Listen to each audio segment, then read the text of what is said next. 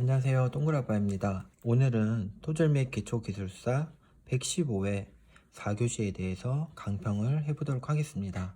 강평에 앞서 각 문제를 간단하게 읽어보고 어떤 식으로 답안 구성을 가져가면 좋을지에 대해서 얘기를 하고, 그리고 각 문제에 대해서 강평을 해보도록 하겠습니다. 1번 문제, EPS 공법의 특성, 적용 분야, 그리고 설계 시 검토 사항에 대하여 설명하시오 라는 문제입니다.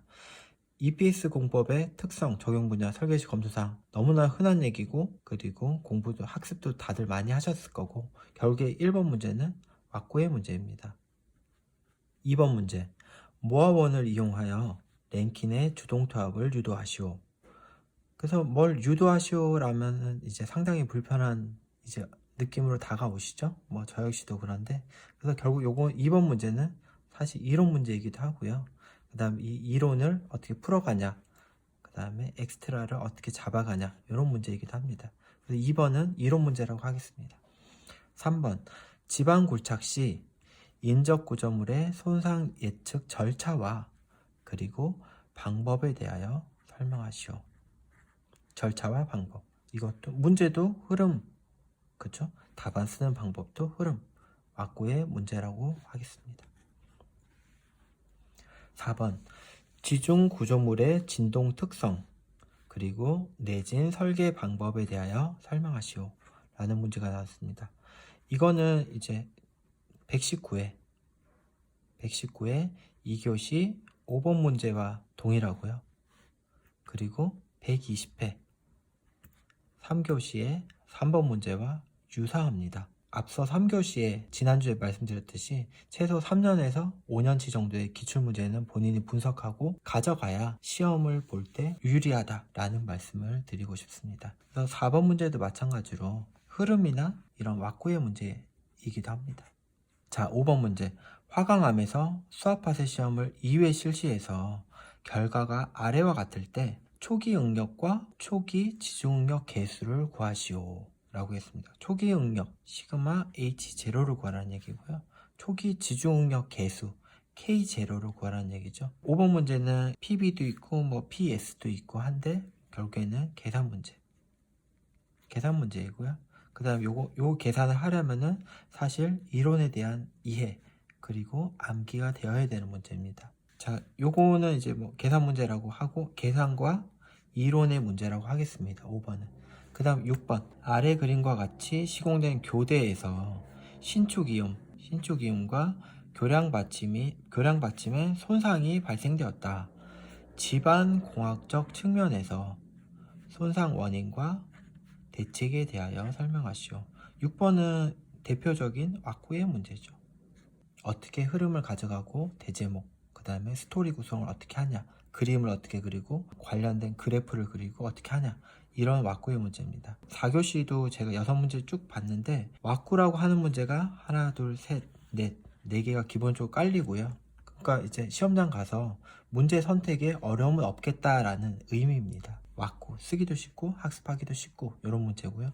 그 다음에 다만 2번 문제 같은 경우는 조금 학습이 되셔야 되고 5번 문제 같은 경우는 이제 조금 난이도가 있는 문제였습니다. 그래서 4교시 같은 경우는 난이도는 저는 중간이라고 말씀드리고 싶습니다. 이어서 장을 바꿔서 각 문제에 대한 강평을 간단하게 시작해 보도록 하겠습니다. 자, 1번 문제 보겠습니다.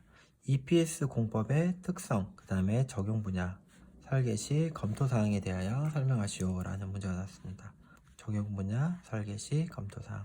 이 문제는 사실 토질 문제이기도 하고, 그 다음에 설계 시 검토 사항이 아니고 뭐 시공시 고려 사항으로 나오면은 사실 시공길사 문제이기도 하고요. 뭐 이런 문제는 아주 일반적인 문제입니다. 그래서 어떻게 흐름을 가져가냐, 이쁘게 보이냐, 적입니다. 그래서 1PS 공법의 특성 하면은 서브노트에 나와 있지만은 경전의 연례합시입니다.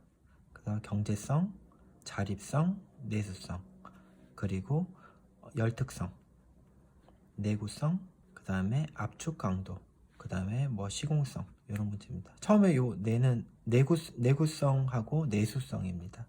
요 7가지 특성이 있고요. 그 다음에 적용 분야는 제 서브노트 가면은 이렇게 그림으로 제가 이렇게 표현해 놓은 게 있죠. 이런 그림과 더불어서 이제 내용을 쓰신다면은 적용 분야는 충분히 쓰실 수 있을 거라 생각을 하고, 나머지 3번 문제 이제 설계 시 검토 사항은 내적 안정 검토 방법과 그리고 외적 안정에 대해서 이렇게 크게 구분하시고, 내적 같은 경우는 이제 부재 응력이라든지 그 다음에 치환 두께, 그 다음에 부력에 대한 검토가 있어야 되고요. 외적은 일반 옹벽 또는 사면 구조물과 마찬가지로 전도라든지 활동, 지지력에 대한 검토가 있어야 되겠습니다. 그래서 물어본 거에 대해서 이 정도만 써도 아마 뭐 3페이지, 2페이지가량 채워지실 텐데요. 요거 말고 조금 더 흐름을 가져가고자 하신 분들은 EPS 공법의 원리라든지 그 다음에 설계 시 검토 사항에 더불어서 시공 시 고려 사항이 나오면 좋습니다. 그래서 본인이 설계하실 때 EPS에 대해서 시방서라든지 아니면 설계 도면을 한 번이라도 보신 분들은 이런 것들을 채워넣기가 상당히 쉬울 거고, 요게 사실 기본적인 답만 쓰는 사람들보다 차별화가 되고 고득점의 비결이 될 수 있겠습니다. 1번 문제는 이렇게 하고 마치고요. 2번 문제 이어서 해보겠습니다. 모아원을 이용하여 랭킨의 주동타압을 유도하시오 라는 문제가 나왔습니다. 전제 조건인 모아원에 대해서 조금 첫 번째 장 엑스트라를 가져가시면 좋을 것 같고요. 그 다음에 랭킨의 주동타압을 유도하시오, 이거는 정말 거짓말 안 하고 유도를 하셔야 돼요. 그래서 제가 간단하게만 한번 해볼게요. 시그마 타우가 있을 때 점착력이 있는 혼합타를 기준으로 이렇게 그려지죠.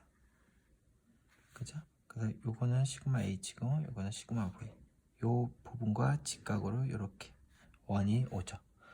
그죠? 그래서 내부마 절각 파이가 되고요. 요 아래 요 부분은 요 값이 C이기 때문에 C의 코탄젠트 파이가 됩니다. 요게 탄젠트고 요게 코탄젠트죠. 그래서 요 길이, 그 다음 여기서부터 요 O 지점까지의 길이는 2분의 시그마 V의 시그마 H가 됩니다. 그래서 여기까지 그림만 그리실 수 있으면은 일단 반 이상 오신 거예요. 그러면 랭킨의 주동타압을 어떻게 유도를 하냐? 자, 저 빗변분의 요 높이를 생각하시면 돼요. 그래서 삼각형을 뒤집어 놨다고 생각하시면은 사인 파이는 요 파이 각도 이렇게 있으니까 사인 파이는 이거분의 요거죠. 그죠?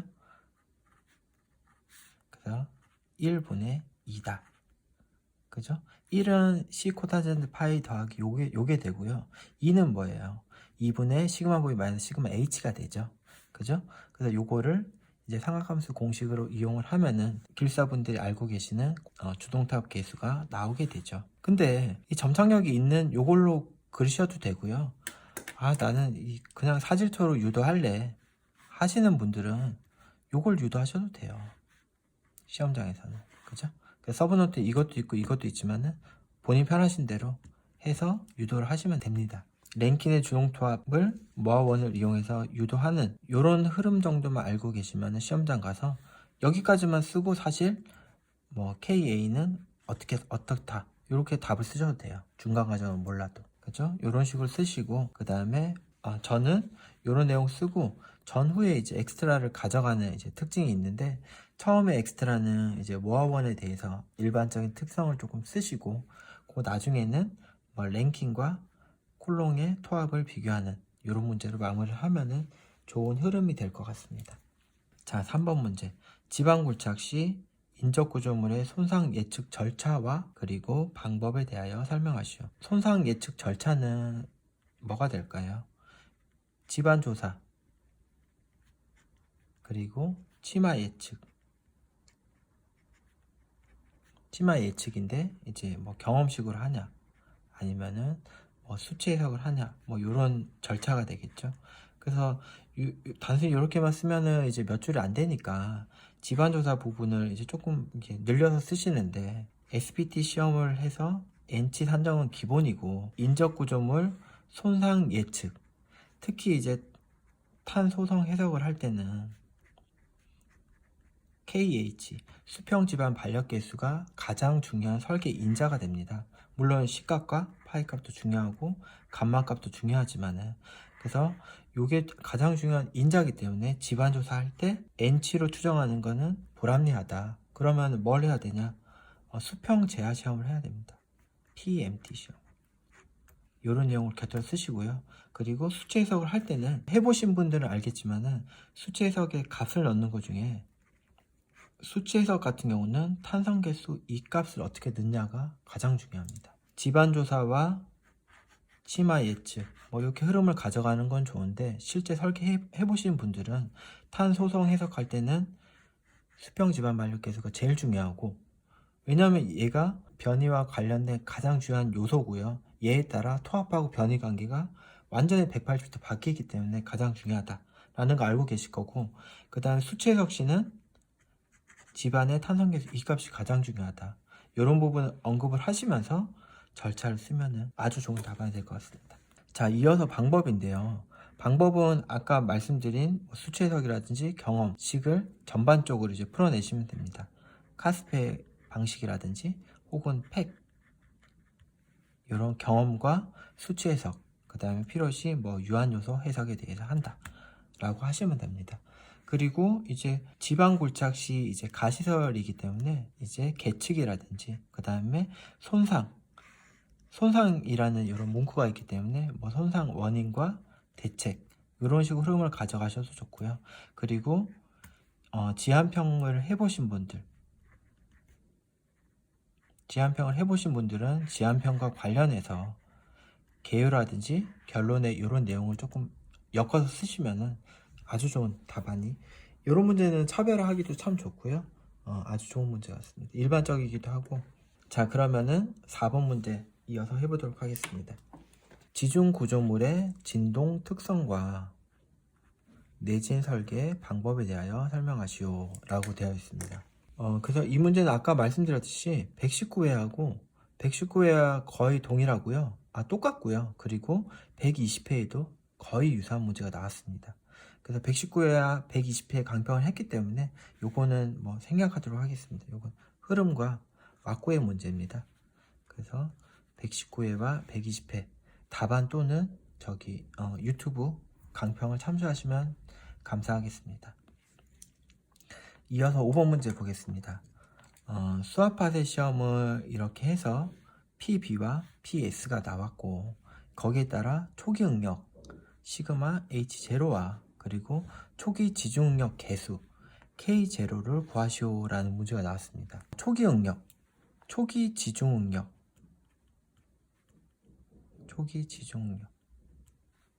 초기 지중응력은 이제 집안이 원래 상태에서 받고 있던 응력을 얘기를 하고요. 보통 초기 지중응력이라고 하면 평균 수평 주응력을 얘기합니다.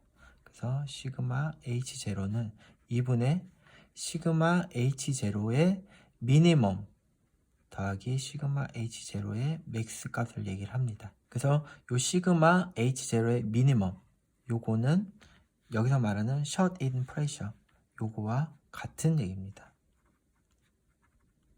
그 다음에 균열 발생 시 압력 PB는 이제 PC와 동일한 얘기입니다.